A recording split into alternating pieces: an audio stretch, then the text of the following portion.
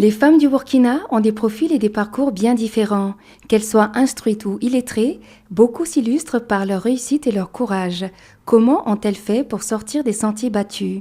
Aujourd'hui, Radio Légende va à la rencontre de l'une d'entre elles, Madame Isabelle Zango, qui a lancé en 1997 l'école de formation et d'études commerciales connue sous le sigle EFEC, qui est devenue aujourd'hui une école de référence.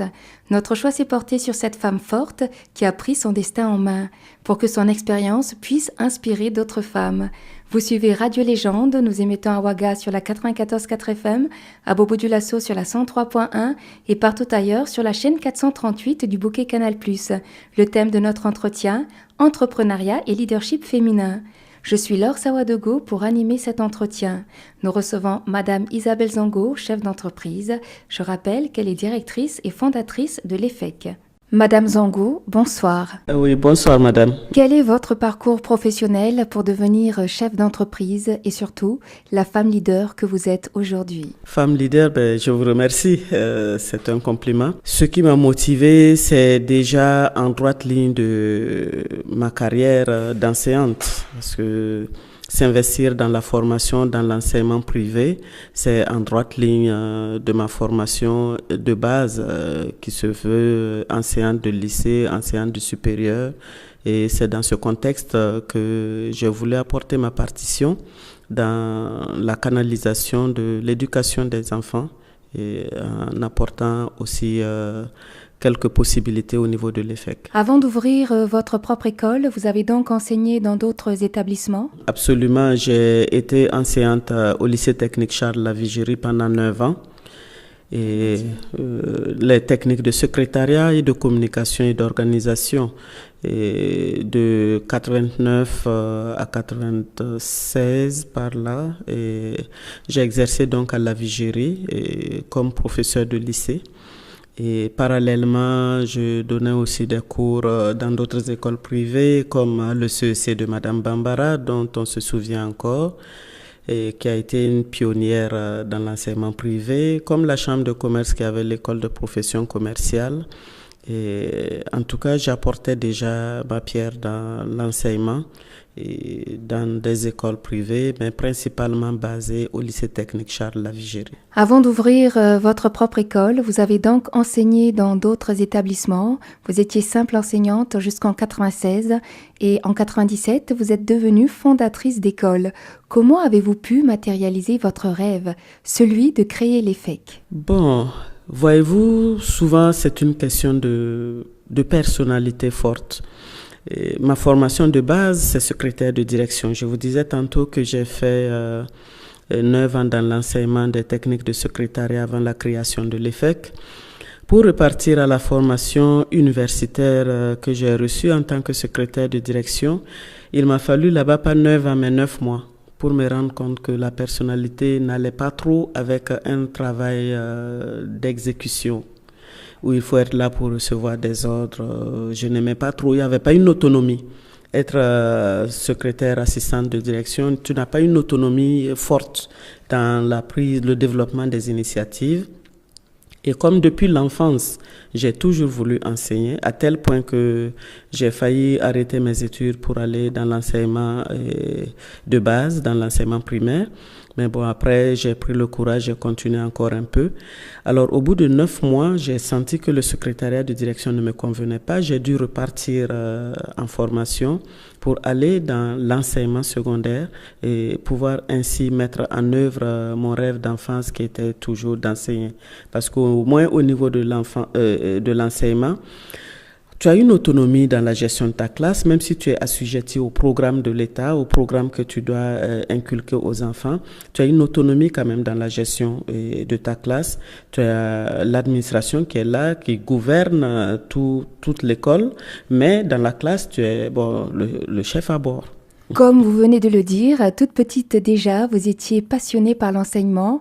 Est-ce que vous imaginiez qu'un jour, vous alliez créer votre propre école?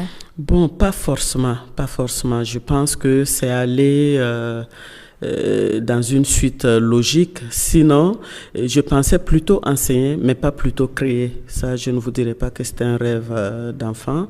Ça a été vraiment une succession d'opportunités. Parce que dans ma conception, il faut être très observateur dans la vie et savoir saisir les opportunités au moment où elles se présentent. Donc, étant dans l'enseignement, j'ai vu là-bas aussi à un moment donné que malgré l'autonomie dont on dispose dans les classes, il y a encore la pesanteur de l'administration. Ben, si tu ne veux pas te soumettre, va créer pour toi. L'EFEC ne s'est pas ouvert en un jour. Il y a eu certainement des étapes. Comment vous vous êtes lancé dans l'entrepreneuriat? D'abord, nous avons créé une petite structure de services rendus aux collectivités et aux entreprises d'État ou parapubliques, et pour notamment placer des hôtesses d'accueil et offrir un service de secrétariat atypique, aider à l'archivage des documents, aider à la prise de notes et à la rédaction de comptes rendus. Et c'est dans cette activité qu'il a fallu à peine une année pour me dire que bon, si on fait des formations pour les entreprises, ça, c'est pas une activité pérenne. Il peut arriver un moment où ce côté ne marche plus. Mais il ne peut pas avoir un moment où on arrête d'aller à l'école. C'est à partir de cet instant que l'initiative de créer l'école est née pour avoir une activité pérenne qui, après les besoins incompressibles, il reste l'enseignement, il reste l'éducation. Donc, il fallait créer une école. Avoir une idée est une chose, pouvoir la concrétiser en est une autre, et la principale difficulté auquel est confrontés les porteurs de projets, c'est l'épineuse question des moyens financiers. Comment vous, personnellement, vous avez pu trouver les financements nécessaires à l'ouverture de votre école? Ben absolument, il faut des moyens financiers. Je vous parlais tantôt de la petite structure que nous avons créée qui plaçait des hôtesses d'accueil ou qui appuyait les entreprises. Je pense que l'organisation du sommet France-Afrique de cette année-ci a été vraiment un élément catalyseur parce que c'est dans cette activité, je le redis, je reste constante dans mes témoignages, c'est lors de ce sommet France-Afrique où nous avons eu l'opportunité de former plus de 100 hôtesses qui avaient été commises à l'accueil des chefs d'État qui devraient prendre part à cette activité. Et en plus de cela, non seulement nous avions la charge de la formation des hôtesses et nous avons effectivement aussi placé des hôtesses, ça nous faisait quand même une bonne source de revenus. Et chemin faisant, on s'est dit, fille de prolétaire, tu n'es pas habituée à autant d'argent parce qu'en son temps déjà, il s'agissait d'une vingtaine de millions. Tu vas faire quoi avec 20 millions? Je ne les ai jamais vus de ma vie avant. Donc j'ai dit, bon, il faut les réinjecter dans l'enseignement. C'est comme ça que c'est parti. Donc, vous n'avez pas eu besoin de faire un prêt à la banque? Oui, quand même, après, il fallait un fonds de roulement parce que tu peux avoir réalisé l'essentiel en termes d'équipement et tout, mais il faut un fonds de roulement. Et bien entendu, on ne peut pas travailler sans les institutions financières. Ça, c'était le tout début, mais au fur et à mesure que l'activité grandit, les besoins grandissent. Et puis, bon, je disais tantôt que ces filles de prolétaires, tu vas pas aller les prendre dans un héritage. Donc, il faut bien développer des initiatives pour se faire accompagner des institutions financières qui sont là pour ça. Quelles sont les difficultés, les blocages que vous avez rencontrés à la création de l'EFEC? Est-ce que vous pensez que votre condition de femme a compliqué les choses? Oui, bon, être femme, moi personnellement, je trouve que n'être femme, c'est un avantage.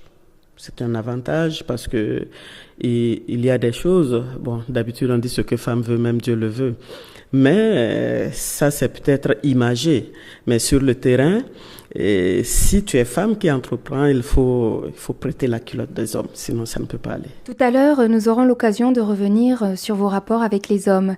Avez-vous connu des moments de découragement? Est-ce que vous avez déjà eu envie de tout abandonner, de tout arrêter? Oui, absolument, parce qu'à un moment donné, tu te rends compte que bon, tout ça pour ça, c'est comme si ça fait 5 pas devant et un de ces 4 matins, ça refait 1 pas derrière, 2 pas derrière.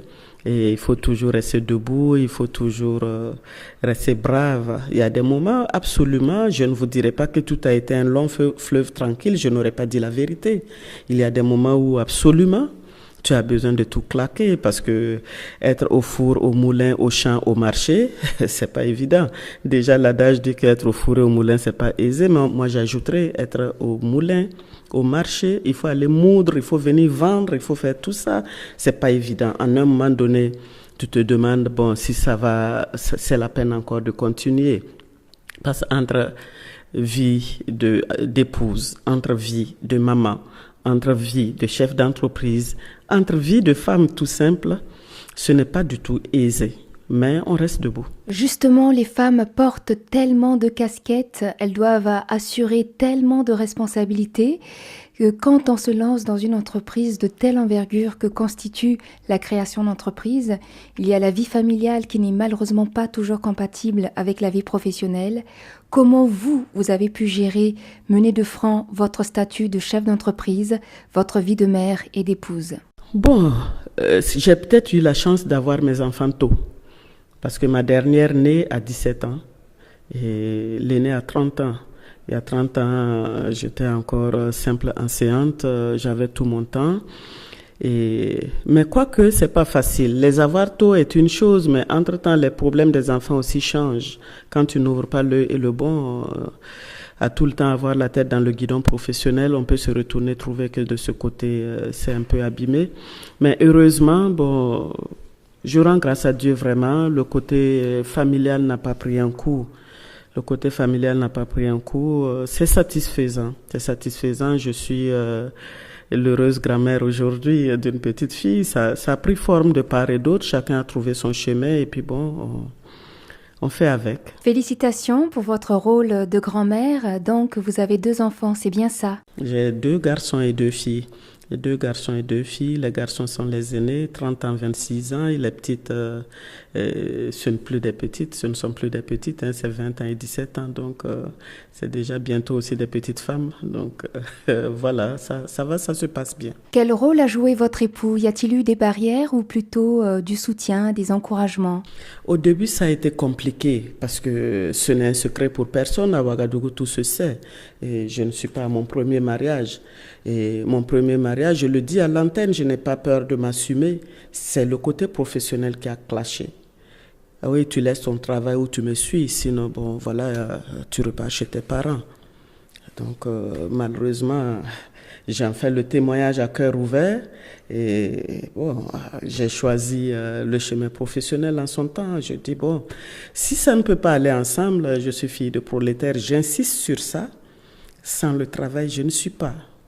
Donc, donc côté mariage, heureusement qu'après ça s'est bien raccommodé. Parce que maintenant, je trouve plutôt du soutien auprès de mon époux. Et vraiment un élément catalyseur. Au moment où je vais baisser les bras, il dit non, mais Isabelle, pas un si bon chemin. Quand tu regardes le chemin parcouru, dépasse ce qui te reste à parcourir. Au contraire, il s'est insufflé maintenant en moi ce courage et même de diversifier les activités au lieu de rester seulement dans l'enseignement.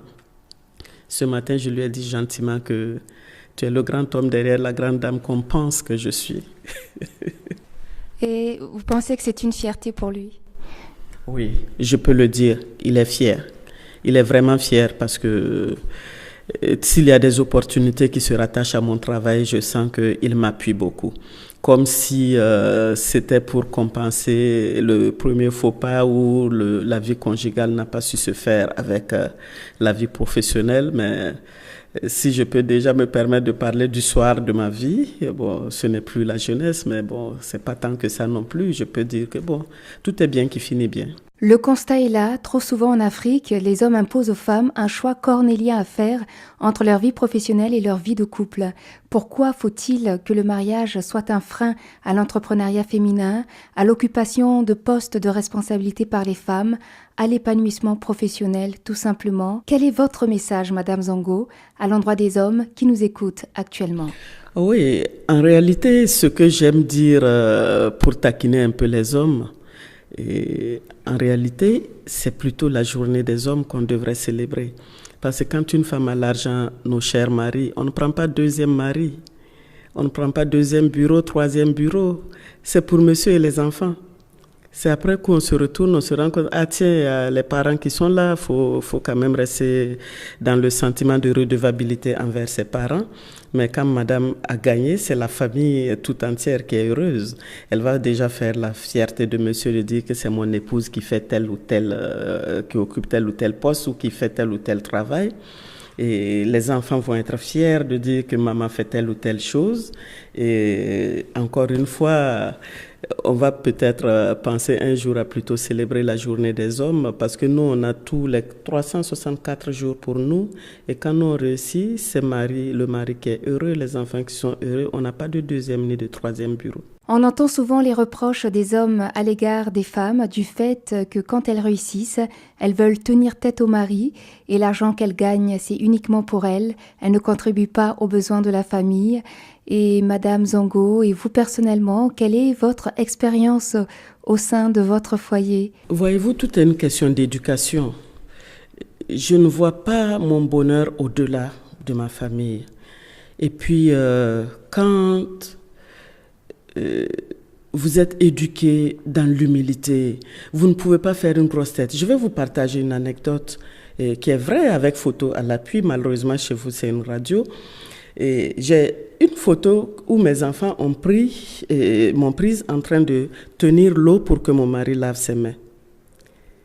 Et après, elles se sont partagées. Ça dit, maman, que tu fais la grande bouche à l'école et ici, voilà, tu veux même te mettre à genoux pour donner l'eau. J'ai dit, c'est comme ça, on m'a éduqué. C'est deux terrains totalement différents. Et quand les femmes n'arrivent pas à faire cette scission, c'est là que le bas blesse parce qu'il n'y a pas deux capitaines dans un bateau. Quand je reviens de l'école, je dépose mon sac. Je suis la femme au foyer, je vais lui faire à manger. Je vais bien tenir la maison. Ça, c'est mon rôle. Et une fois, il m'a demandé, on voulait inscrire notre enfant à l'école. Il m'a dit, mais combien toi tu apportes? Je dis rien. Je dis, c'est une fille. Je l'éduque et toi tu l'instruis. Et chacun tient son rôle dans la famille. Elle dit, voilà, vous les femmes émancipées, là, c'est comme ça, quoi. Je dis, non. Il y a des dépenses de base sur lesquelles c'est son territoire.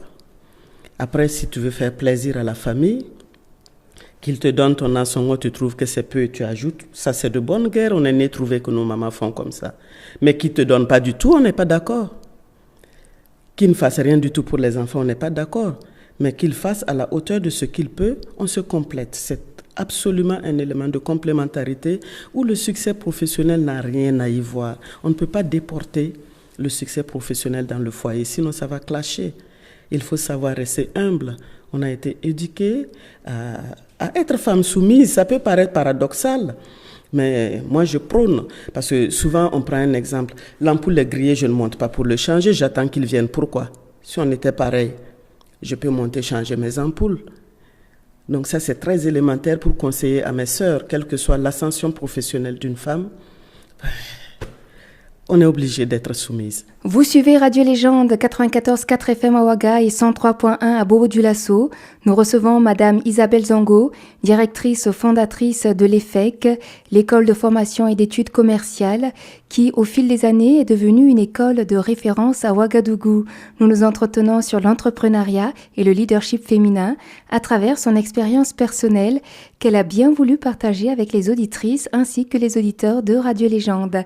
Madame Zongo, quels sont maintenant vos rapports avec les hommes côté professionnel? Vous êtes une femme chef d'entreprise, vous dirigez des hommes. Comment se passe la cohabitation? Ça se passe plutôt très bien. Ça se passe plutôt très bien parce que l'être humain a juste besoin de considération. Tant que tu ne veux pas boire ton petit lait sur leur tête, ils restent aussi à leur place et la cohabitation se passe très bien. Encore une fois, que ce soit dans le foyer, que ce soit dans la vie de tous les jours, dans l'humilité, on a tout ce qu'on veut. Dans l'humilité, tu arrives à leur faire ce qu'ils n'auraient pas fait ailleurs. Parce qu'ils vont taper leur poitrine pour dire, c'est moi le garçon, une femme ne me fait pas ci, une femme ne me fait pas ça. Mais quand on sait chacun rester dans ses chaussettes, ça se passe plutôt très bien. Aujourd'hui, vous faites partie des femmes burkinabè leaders dans le domaine de l'éducation et de la formation. Où avez-vous puisé la force nécessaire? Est-ce que cela vous vient de vos parents, de votre éducation? Absolument, cela vient de mon éducation. Parce que souvent, on trouve que je suis très dur, et je suis très carré dans les prises de position sur le comportement des enfants. Je dis, je ne sais pas faire autrement. On m'a éduqué comme ça, à comprendre le regard de l'adulte sans qu'il n'ait besoin d'ouvrir la bouche pour te dire quelque chose. Alors, c'est vrai qu'il fallait apporter sa contribution pour participer à l'éducation des enfants, mais l'EFEC à la base, c'est pas une école de plus, c'est une école pour l'éducation.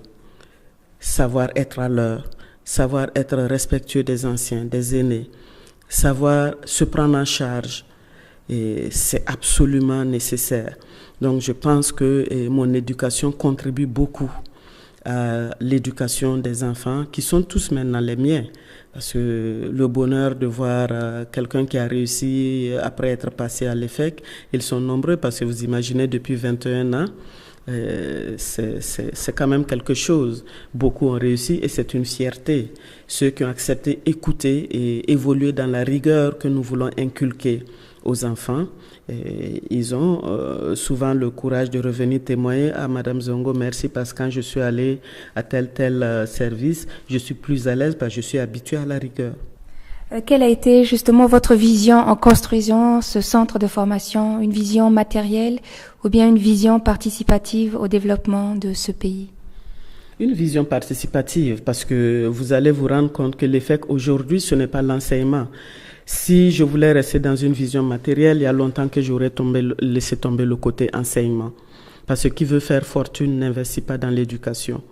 Alors j'ai pris conscience de cela et c'est à partir de cet instant qu'on a plutôt réorienté les objectifs de l'EFEC vers la diversification, en gardant notre cycle EFEC par exemple qui devient dans certains cas entreprise de formation, d'emploi et de commerce pour le placement et le recrutement de personnel.